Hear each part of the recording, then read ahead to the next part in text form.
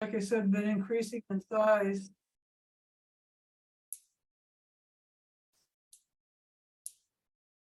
Welcome, everyone. We'll get started in about 2 minutes. We'll let everyone who's registered join in on the career panel. If you'd like to let us know in the chat where you're coming from. I'm from Tallahassee, Florida today. I'm from Portland, Oregon, Oh, we got each side of the country. where the weather is not as terrible. I'm Bill Nemeth. I'm from Atlanta, Georgia. Or as they say, you're not from around here, are you? We have Amy from Utah. If anyone else is joining us and logging into the webinar, feel free to let us know where you're coming from in the chat, and we'll get started in just about a minute or two.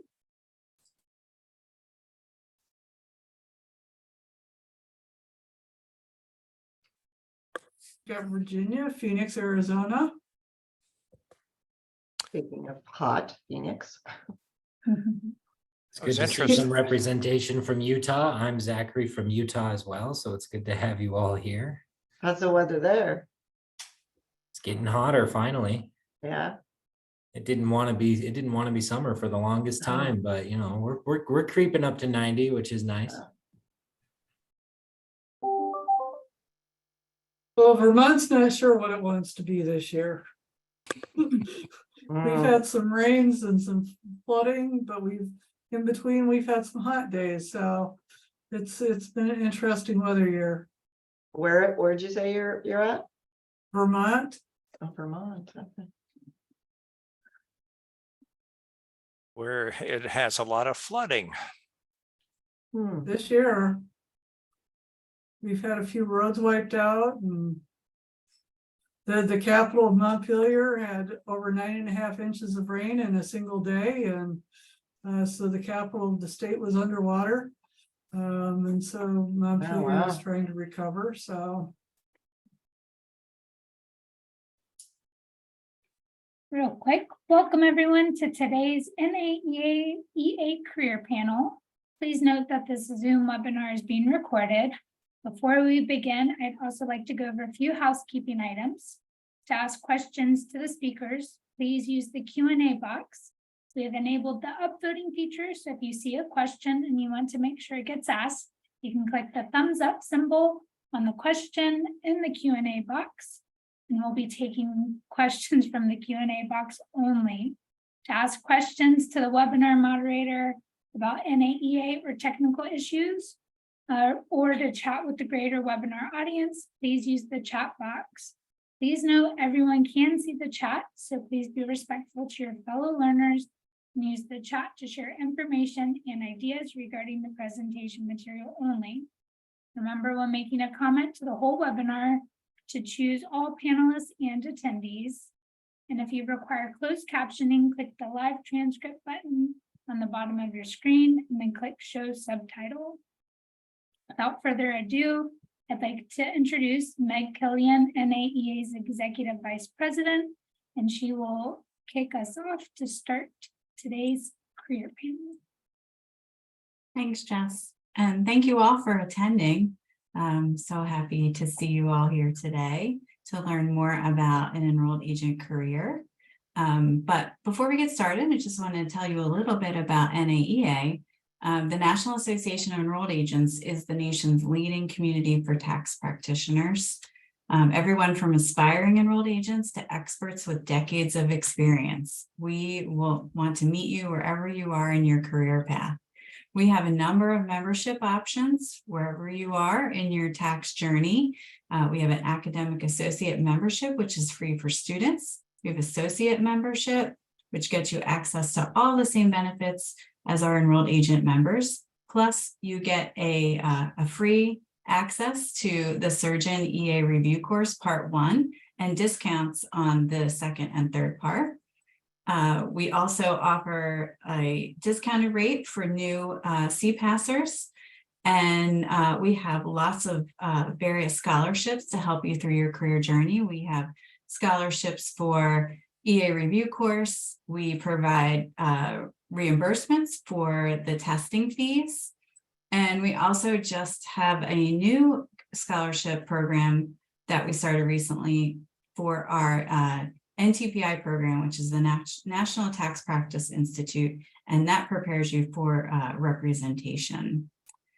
So on today's panel, you are going to meet some veteran EAs as well as some new EAs and some that have their own businesses and are going to talk a lot more about how they got into their career as an enrolled agent, what they like about it, and give you lots of tips and advice on how you can get started and establish yours as well. So with that, I'm going to kick it over to our moderators. We have Bill Nemeth, EA. He is the current chair of the Education Foundation. Bill has over 30 years of experience as a tax professional. He and his wife, Mary, who is lovely, operated their tax franchise operation with 24 offices and 12,000 returns per year. They sold the business in 2012 and have embarked on a new endeavor, Tax Audit Guardians, assisting troubled taxpayers. Doing good work, Bill. And then we have Catherine Vastakudi. She is the immediate past chair of the Education Foundation. And Catherine started CVH Business Services in 1998 after working for a manufacturing company for nearly 2 decades. She's acquired a wide range of experiences in the finance department, starting as a financial analyst, and through the years was promoted to plant controller. When Catherine started CVH Business Services in 1998, her focus was on individual and business income tax returns and bookkeeping for small businesses. And I'm sure that keeps you very busy, Catherine. So with that, I will kick it over to you two to get us started on our program today. Thank you very much, Meg. I appreciate that. We have 2 panelists for your pleasure today. The first is Eve Davis, EA. Eve, I believe you're from Oregon. And we have Zachary Johnston, who, and you said you were from Utah. So I will start with Eve and ask for you to introduce yourself, tell a little bit about yourself, and when you became an EA and what your thought process, how you learned about being an EA, and your journey. Okay, great. Thank you. I'm Eve Davis. I'm from Portland, Oregon. And I actually, I saw at least one person here in the chat that's from Oregon. Many people know Oregon has very strict licensure if you're not a CPA or an attorney. And they even have some licensing that you have to go through even as an EA.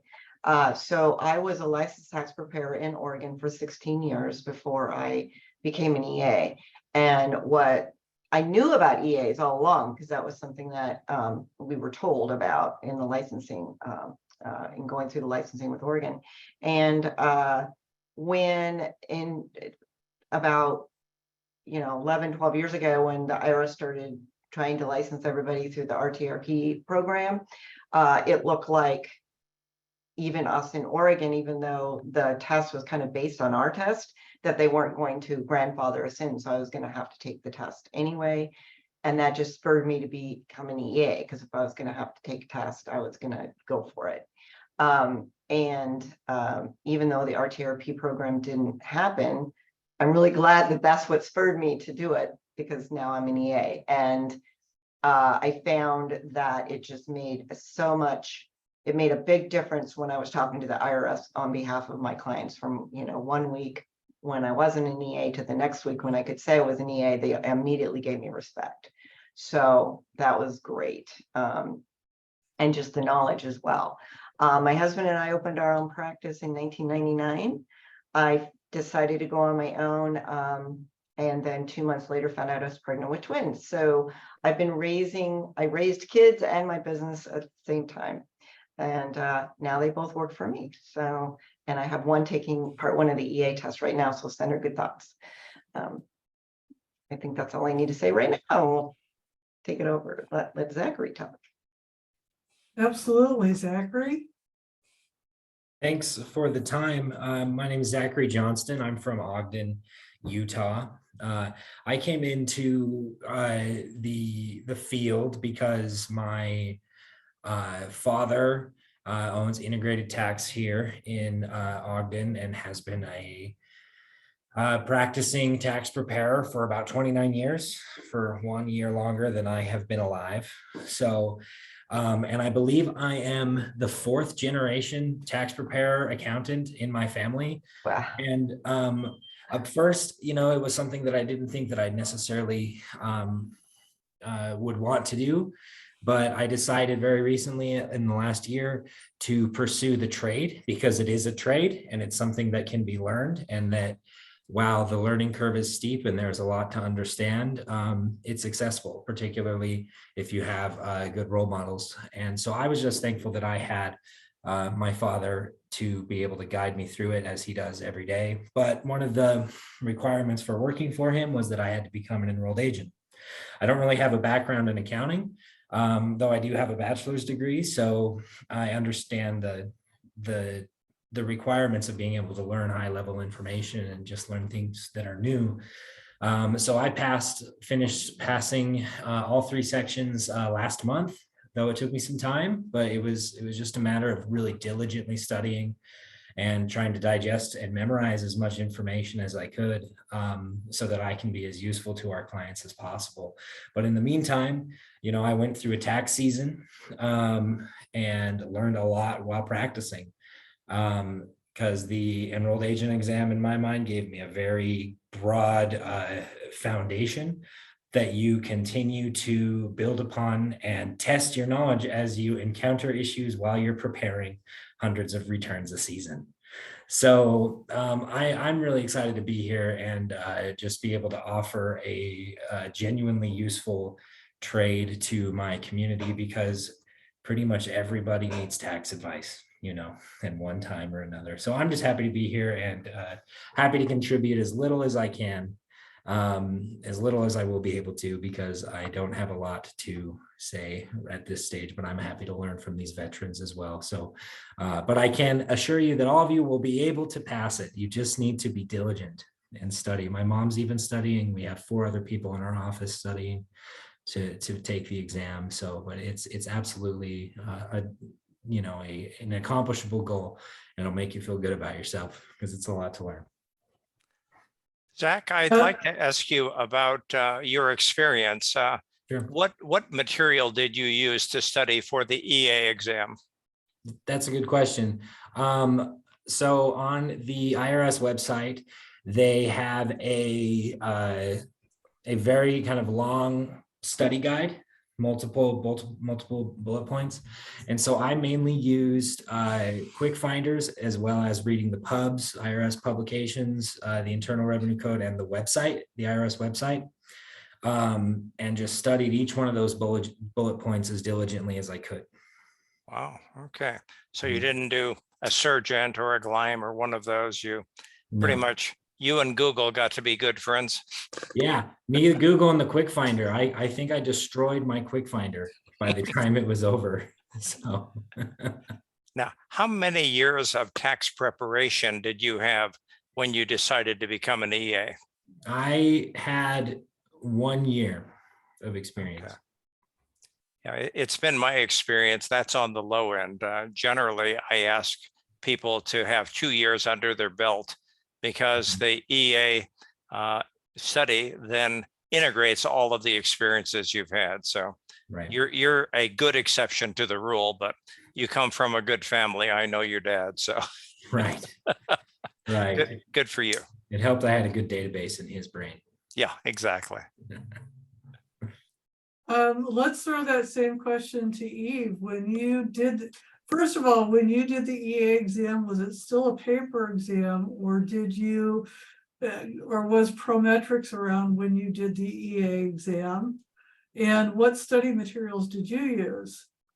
So definitely I went through Prometrics. So it was 10 years ago exactly that I passed or got my EA. And I used combo of Gleim and Fast Forward Academy. And I actually studied with one of my employees. We did the studying together and took the test together. So it would kind of help motivate us to stay on track. We would say, okay, we'd schedule the test and then like 30 days out, and then keep each other, focused on studying and go back and forth between the material. And was there anything else? You asked me. I think I said before that I've been doing taxes for 16 years before I got the EA credential. So I did have quite a bit of experience at first. I did that. I asked that question, and I think Bill can appreciate this because I've been an EA since 2005. I took the exam in 2004, and I will say that I used Gleim materials back then. I think they were the only ones out there that I was aware of that was putting it together, which was a book, and it was a 2-day 4-part exam, and the IRS only offered the exam once a year. So I actually had to go to Burlington, Vermont, and we didn't find out if we passed the exam until the following March, where I was able to apply to become an enrolled agent. So, and I think Bill's probably in that same category. Exactly. I did want to share with you guys that Congress and the IRS got together in about 2012. They created the RTRP credential. I worked with Prometric as a contractor. I wrote part of that test. And just to see what came out the other end, I took the test the first day it was available. And it was so difficult that it took them 8 months to set the curve because nobody passed it. I, thank goodness, passed it. I am now an RTRP as well as an EA, and it was done electronically, but fundamentally it was reviewed by a number of very senior tax professionals, and they thought a tax professional should know everything. So just sitting in the review course, I learned more than I contributed. It was that kind of a thing. And today we've got a lot stronger tools with a number of programs that help people who are tax professionals become EAs. An interesting comment, I taught virtual classes. I was teaching part 3 for Gleim.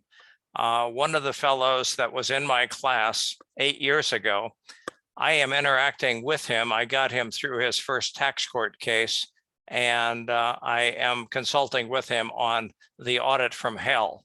So some of those relationships with people that became EAs are long lasting. And I do want to share that with the people that when in doubt, find somebody that knows more than you do, call them up and see if they can help you. By and large, it's a very giving community. I agree with that. We do have a question for Matt. Matt is saying, I'm an EA as of February 2022, but don't work in a tax office, so don't have opportunities to practice. Firms seem to want 3 to 5 years of experience and are too busy at tax time to mentor. Any suggestions? And I'm going to let everybody answer, but my first suggestion is become a member of NAEA. Join your state affiliate, and all of us practicing EAs with people in our offices are always looking for interns or help during tax season.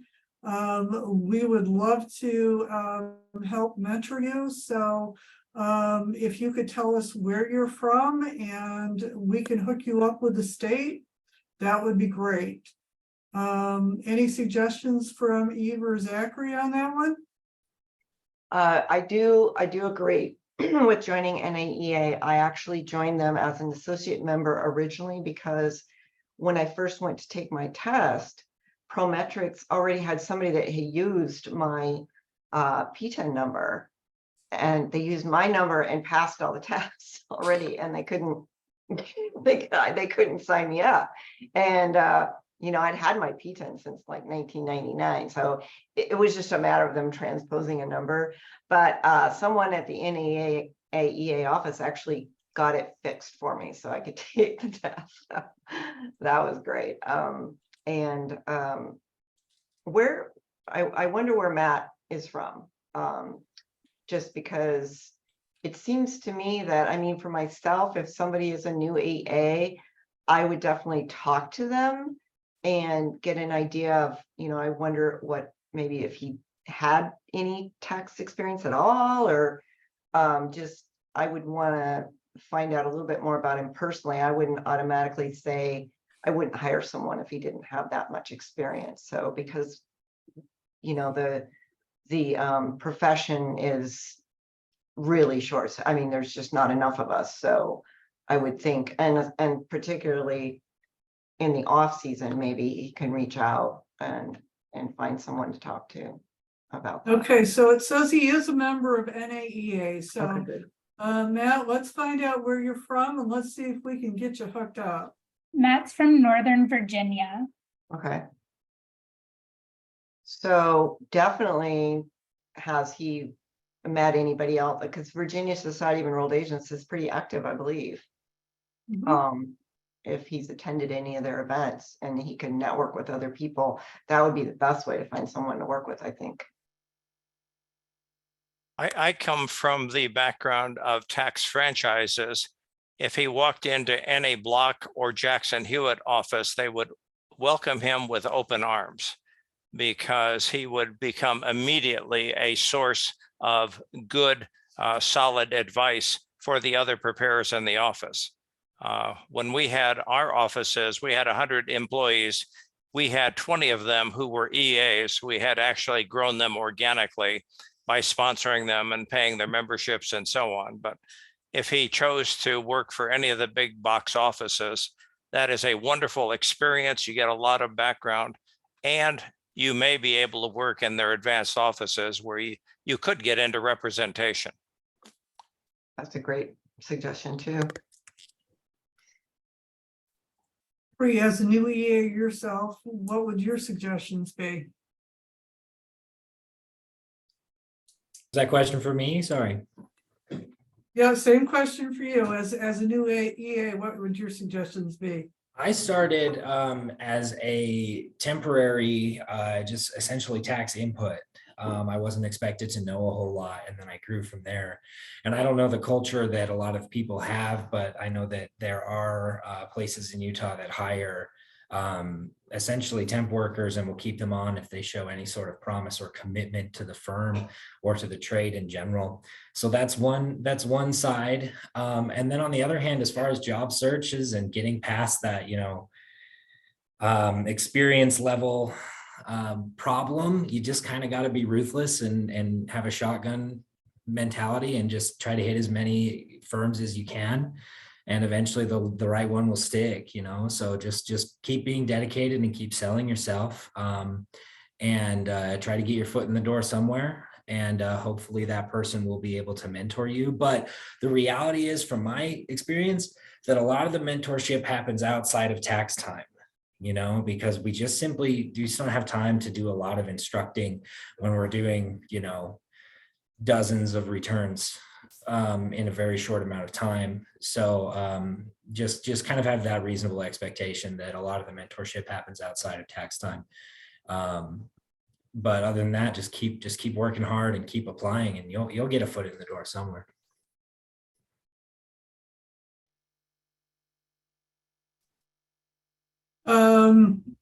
From Jacob Pointer, he wants to know what materials are the best to study. Any suggestions? And I heard Zach say that he used Google and the publications and so forth. I used Gleim back old school. Eve, what did you use? It was Fast Forward Academy. It was Yeah. Okay. Together. They each had their own little way of doing it, and it just seemed to work. The combo seemed to work.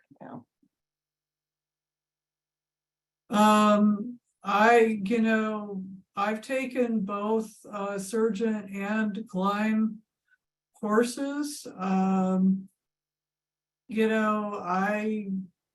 I haven't taken anything with Fast Forward Academy, but NAEA does offer Surgeon for the first section of Surgeon for free as part of the membership. You know, and you can try it out, and if you don't like Surgeon, you can try another program. You know, I think you've got to find the program that's going to work for the way you learn, not necessarily one size fits all. That would be my suggestion. Bill, do you have any other suggestions? When tax professionals approach me and say, gee, I'd like to look at becoming an EA, how do I do it? My first comment is, if you've been doing taxes for a few years, go take the Prometrics Part 1 cold. You'll probably pass it, and it will give you an idea of the test environment, so you'll know how to study for 2 and 3. I personally am biased toward GLIME because I was working for GLIME as a assister for a while as a teacher, and was very happy with their product, and it has served people well as they go on their journey to become an EA. I know a number of our state affiliates are using the GLIME package and actually are offering classes for their members to become EAs. So that is my take. Take the first part, see how you like it. You're probably going to pass it. And then you start getting serious. Part 3 is, for us, the fun part. That's representation. And 2 is trust and estates, which everybody has to study for. And that's the one people take numerous times till they pass it. I recommend you don't do what I did. You should probably get a software and use that. Well, it turns out I have 2 sons. One of them worked for us as a general manager, and he actually became an EA. His tax knowledge was the school of hard knocks, but he's a great test taker. So, you know, I was always the backstop when he had a naughty tax situation. What do I do now? But he was able to pass the EA exam, and since then has become a tax expert and lectures on various and sundry of the tax code. But experience is what makes you an expert, remembering it and knowing how to apply it. Can I Eve? say one thing? There are some classes to take, live classes, if that works better for you. I think there's one by Tax Mama and one from Brass Tax, but also there's some chapters, or some of our local affiliates do classes. I believe Massachusetts Society of Enrolled Agents does a class. Do we have a resource somewhere that lists the ones that do that, Meg? Do you know? I don't know that we have that compiled, but Okay, I can put them in the chat, the ones that I know that have one. okay, great. I'm also going to add a link in the chat to, it's a chart that kind of breaks down the most popular review courses and the different features they have, which helps sort of, you know, depending on how you prefer to learn or what kind of time you have, can give you some idea of what your best option could be. Sounds great. There is a comment in the chat. A worker is re-entering the workforce, and they want to know how long you can do this. I may be a good example. I just turned 80, and I jokingly say I retired 3 years ago, but my phone keeps ringing. So I continue to work very hard, but do a lot of mentoring, because in my state, Georgia, it's not unusual for me to take 10 calls a week from people with naughty tax problems. So my thoughts are, a lot of people can work until they choose to do something else. There is no age restriction. And oh, by the way, in Congress right now, there is a bill to change the retirement age of airline pilots from 65 to 67. That's how they're going to fix the shortage of pilots.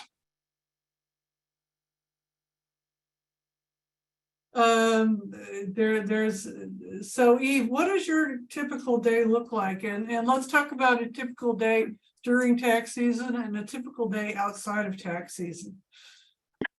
Okay. So during tax season, it's pretty much from 9 a.m. I'm not a morning person, so I definitely like to start my day a little later. From 9 a.m. to usually 7 p.m. I'm working. I did start to limit how many people I see in person. Of course, the pandemic has changed this a lot. It used to be face-to-face, all of them face-to-face. I limit my meetings to 4 a day because then I never get anything done in between. And I always take, even during tax season, I take 1 day a week that I don't see clients. And for me, it's usually Tuesdays, so I have time to get some things done. After, usually later in the day, around 5 to 6, because I'm on the West Coast, I find it's a good time to call IRS if I'm doing any representation. It's pretty much, I used to work straight through tax season, 118 days straight, but I always take Sundays off now. It's just, I need that. Off season right now, I took some time off. I was doing some traveling, but now I'm busy with the extensions. I probably have 100 extensions to get done. So I'm still pretty busy right now. I do have an office that is blocked from my home. So I own the building. And so that's a really great one of the best things, I think, being close to home, but still having my own space. So. Zachary, as a newly minted EA, do you work for a firm? What does your typical day look like? Sure. So during tax season, the way that our firm is structured, we have a kind of an assembly line process as far as returns go. We try to frame everything as the firm is preparing your tax returns, and this is kind of a pretty recent evolution in the way that Jake runs our firm here. So me and this last year, it was essentially every tax return that came through the door would start with me. I would prepare everything, the personal and the business, and then gather any information that we were waiting for from the clients, which sometimes takes a while. And then we would send it through 2 rounds of review, which we have multiple enrolled agents in the office. And so it would go to our next senior enrolled agent, and then finally Jake, and then go out the door. So we kind of catch errors that way, but it also lets me see every return that comes through and develop relationships with clients. And so, man, we just churn through returns from 8:30 to 7, during tax season, and then try to get through everything so we don't have to work the weekends. And that happens occasionally, which is nice. And then during the off season, like Eve said, it's seasonal work. So there is time to take off and kind of, let the jets cool and relax. We do a lot of bookkeeping, so I do that as well during the off season, but then things kind of ramp up again once the September or the next deadlines come along, and we finish the extension. So but it is seasonal work, so there is some time to let things relax, but then it's a grind for sure, and there's kind of no getting around that. And I think some of us like it for whatever reason. Well, I happen to agree with you, Zachary, because my firm also does bookkeeping.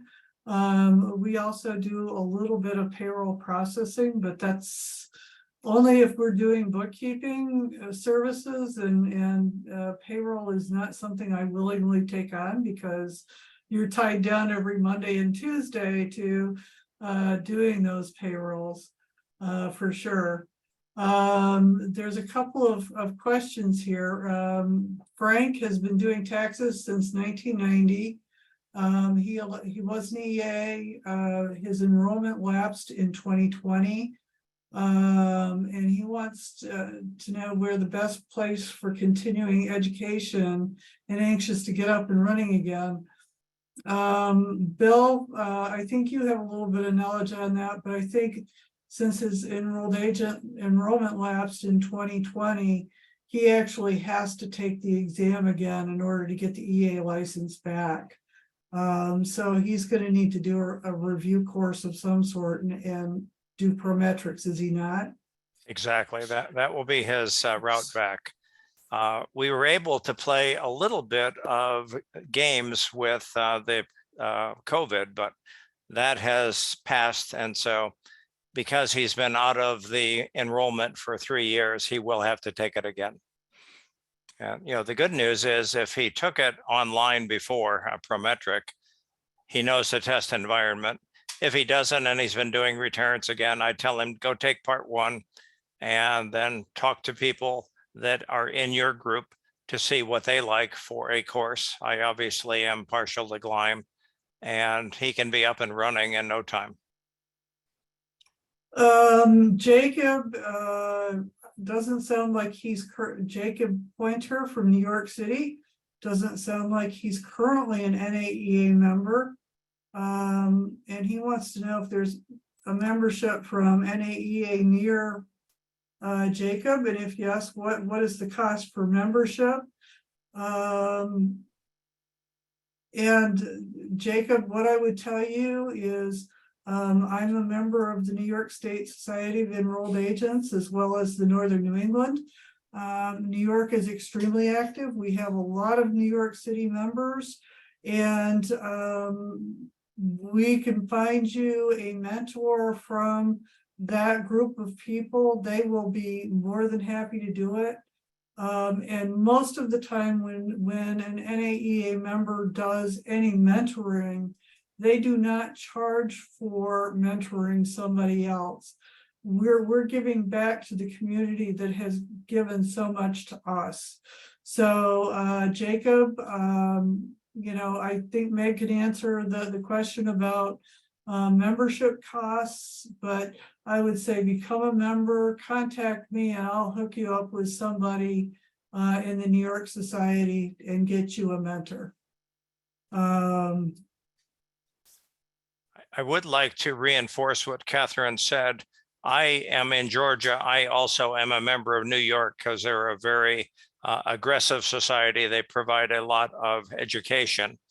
But in fact, if he's looking for mentoring, the NAEA web board, I don't think it has an equal. If you have a knotty problem, put enough information on there and you'll get some very strong tax experts who are happy to help you. And again, I get calls all the time. People say, you know, can you help me with this thing? I'm willing to pay you. And my answer is, I don't charge other tax professionals.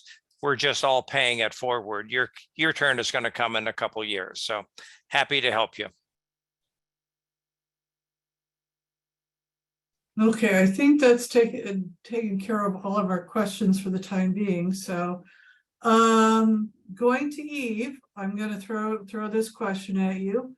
What kind of skills or interests are important for a successful enrolled agent? To me, what I always say when I'm asked this, you know, something like that, is the importance to detail. When I ask for employees, when I advertise for employees, I usually will put instructions, and I'll say, you know, I'll say the requirements, and then I'll say somewhere in the middle, you know, put this sentence in the bottom of your resume or something like that, so that they've read, so that I know that they've read the instructions of the resume and the job. And so when I look at the resumes and I don't see that sentence put in there, I know that they're not very detail oriented. So that's, to me, kind of the big important thing, is to know that there's, you know, there's so many nuances and so many things. But I also feel, I also look at it like a puzzle. I think other people have said it's a puzzle. You're putting all the pieces together, and that's the part I enjoy as well. So being really good at looking at attention to detail, things like making sure that you have the person's name spelled right makes a big difference for someone, not just the tax part. So I think that's one of the main things. Zachary, as you're just coming into this, what do you think about the skills required to be successful? Well, I agree with Eve. Attention to detail is really, really important, because some mistakes are small and some just simply aren't.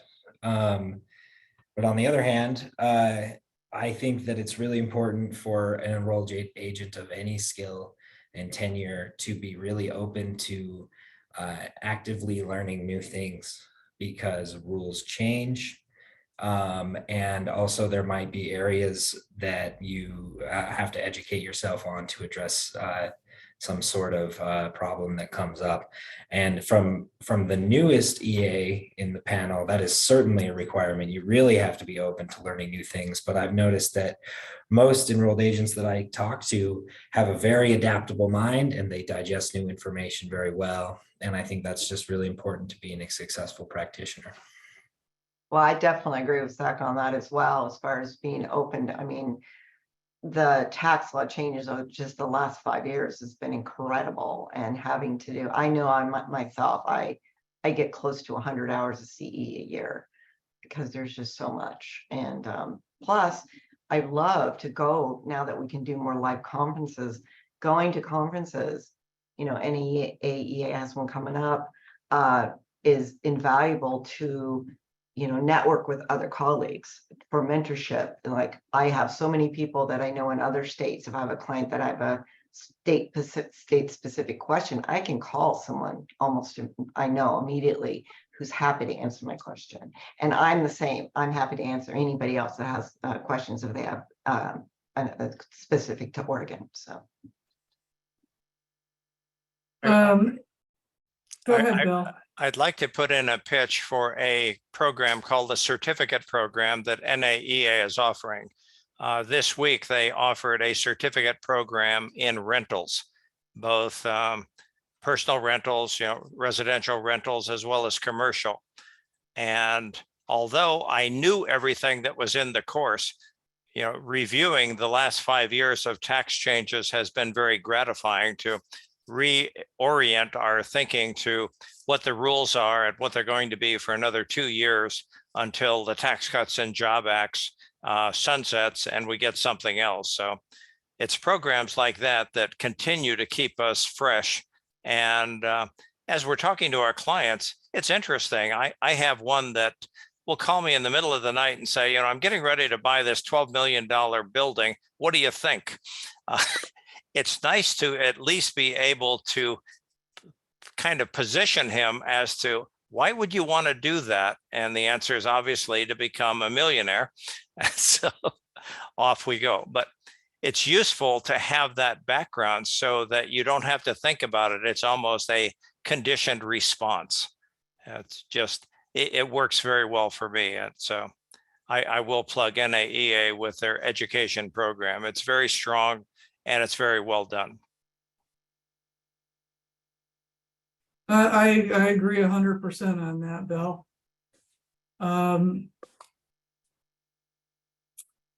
Lorraine says, which area, individuals or business, of tax prep do you enjoy most and why? I'd like to answer that. Okay. I love, and I've looked at some other things and did some other things, but my basic focus that I love is self-employed, Schedule C. Someone in, you know, they work out of their home. I work with a lot of therapists, and I just really, I feel I give great value for people in that situation, and it's a really good price point I find that I can charge. And I just feel that a lot of times they really value my expertise, and I can do a lot for them. So I always come down to that being what I enjoy the most. Zachary, how about you? I think the most gratifying thing is when, you know, we do a lot of S corps and a lot of business S corporation returns, and it's really gratifying when we do the books and we do the tax return. and we know the situation and we just get it done. So I think I've had the most enjoyment when things just go off without a hitch. We do a lot of rentals too, and sometimes that's fun, but it's better when we do the bookkeeping. I have to say, I'm with Zachary because my practice is mostly S corps and partnerships. I have a couple of C corps thrown in, and we too do the bookkeeping for those business returns. I really like it. That's the background that I come from. And I do the individual returns of the people associated with the businesses. But it's like you said, it's like a puzzle, and you're taking the different pieces of information and you're assembling that puzzle to tell the story of what their situation is. And whether it's an individual or a business, I actually enjoy them both. Bill? It turns out I get a lot of feedback when people are Schedule C and they're in a particular very litigious occupation. I strongly urge them to look at becoming a sub S. My standard line being, if you're sued as an individual, you're going to lose your house. If you're sued as a sub S, they get your beat up computer and your file cabinet and you continue to work. So a lot of that is very important. The other thing, I'm on a tear these days, I'm starting to ask everybody if they have a will. And the sad part about it is I'm talking to people in their 70s that haven't gotten around to it yet. And my answer is, you can catch up now with me, and it's a lot easier than after you're gone. Your executor is going to have to bring you compliant. They're going to have to sell your assets, and they're going to have to pay any outstanding tax bills. Wouldn't it be a lot easier now to be caught up and be compliant? And that is actually playing well. And I have clients that are nearing 90 that are lawyers that don't have wills. And I am just astounded. And so my thoughts are, you're going to pay somebody, well, your heirs are going to pay somebody a lot of money to get your affairs in order. And so I caught this gal up, got her compliant 6 years, and she owes 80 grand, and she's going to go in what's called currently not collectible due to hardship because she's not working anymore. But it's going to be a lot easier to catch people up when they're still around. The other issue I have, I'm dealing with a few folks that are in onset of dementia. And so I'm dealing with adult children who are trying to work with their parents. There's a lot of pushback there. The parents do not want to give up control. And so you have an interesting issue. It's compounded by the fact the IRS is not at all sympathetic for someone not being in a proper state of mind to be able to handle their tax obligation. So a lot of it falls to us to actually be that grease that makes everything work. Pauline is asking a question, or she's asking for suggestions. She's recently retired from financial accounting career and want to get into the tax field, but work on a work from home basis. I'm studying for the EA now, but don't have much tax experience. Any suggestions about getting tax experience remotely when you don't have previous tax experience? Eve or Zachary, do you want to handle that? Well, I think that, again, I'd like to know if she's a member of NAEA, if, because you can be an associate member. We have Facebook page, there's web boards, and I see people asking for remote help. And again, what kind, you were in accounting, did you do accounting for corporations, that that kind of thing, that you can offer that, because that's a big piece of tax preparation for business entities. And just kind of, again, being a member of NAEA and being able to network with other NAEA members, it's one of the best ways to get to find work. I do know that some of our members actually work remotely for TurboTax as tax experts. And they have, if you have the EA credential, that is a good entry point. And I have seen some people with relatively low tax experience thrive very well in that TurboTax support environment, because although they're not really experienced, they know a lot more than the person that is calling them and can steer them in a correct way. I'd also like to add that, we're starting to hear more and more about CPA firms hiring enrolled agents. They are really struggling to find talent and fill their tax roles with, with accounting grads and CPAs, and starting to open up their roles for more enrolled agents or others with tax experience. And if you have tax experience and don't have your enrolled agent credential yet, some of them are even helping accomplish that by providing reimbursement for review courses and test taking and things like that. So, we're starting to see those job opportunities open up for enrolled agents in areas where they typically weren't considered. So I would say if you're seeing jobs posted for CPA firms for tax professionals, even if it says the CPA required, I would still apply and tell them you're an enrolled agent and give them some background, because funny enough, CPA firms still need some education about what enrolled agents are and what they do, so that they know that you have the expertise to do that kind of tax work. I would like to put in a plug for the fact that CPAs generally are state licensed. Enrolled agents are federally licensed, so we can practice our trade in all 50 states.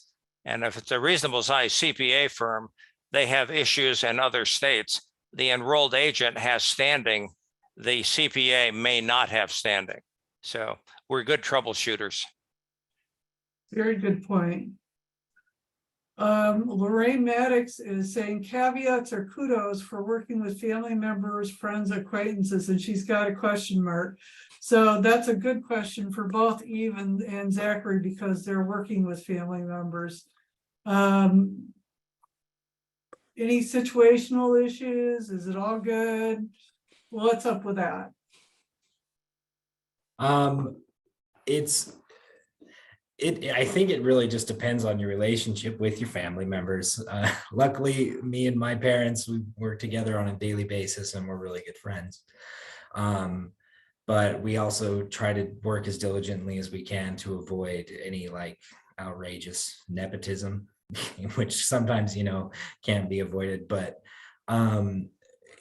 realistically, I mean, it's also just not letting home and your habits with each other at home seep into the work. Because sometimes we communicate with our family a little more bluntly than we do with our coworkers. And, that's just the way that it is. But also that means that maybe communication can happen a little bit more effectively too. So I just, but sometimes catastrophe happens. I'm fourth generation tax preparer, like I said, and it hasn't always been smooth. And that's just the reality of it sometimes. So just be diligent, and communication is key. I love that we have both views here, Zachary, from the working for the parent side, and the parent here having kids working for me. Certainly nepotism could be is something you don't want to have seen. However, sometimes you can go overboard so that, my daughters think that I'm being too hard on them because I don't want to appear to be giving them favors. But communication is very, very important. But it looks like Lorraine did clarify that she means working with family members, friends, just doing their taxes. That is a challenge. You definitely have to have your borders,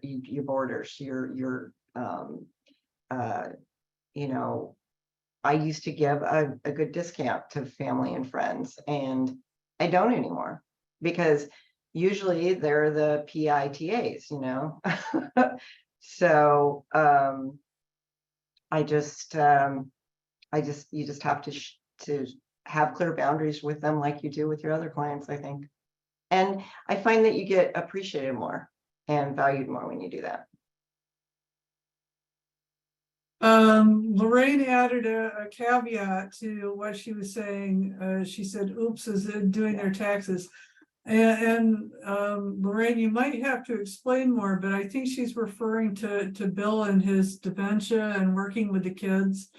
You know, and I can't speak for Eve and Zach, but you know, when I have older clients and I see that happening, you know, I typically will ask the older client to bring their child to the tax conference or meeting because of some situation I've encountered in doing their returns. It becomes a really sticky situation that you sometimes have to deal with. And there's been times where I've had to actually have the children get powers of attorney on behalf of their parents so that I can deal with them instead of this adult that has adult onset dementia or some other problem. But it becomes a very sticky problem for all of us when you get to that stage in life. Eve, have you experienced that? Oh yeah, I definitely.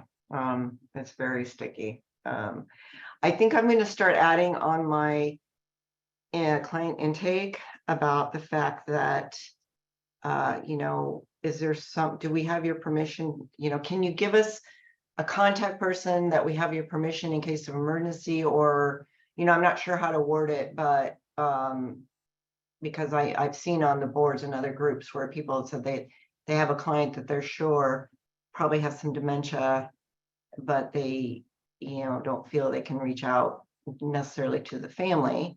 And what do you do about that? Because we do know so much about our clients.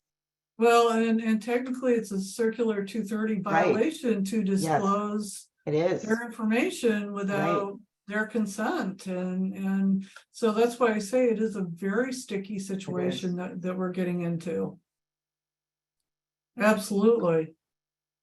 I just was asked to do a tax background on a fellow that's 55 years old, in and out of drug rehab, and is now living in a homeless shelter. His two sisters were concerned about his tax compliance. So I talked with them, sent him an 8821, which he signed. I then ran his tax transcripts and was able to globally tell the sisters he's in good shape. He got all of his stimulus payments. He has no requirement to file. He hasn't filed since 2018. If you guys get a power of attorney, I'll be happy to share all of the details with you. But at least the elder sisters now are sleeping nights knowing that the IRS is not going to do bad things to him.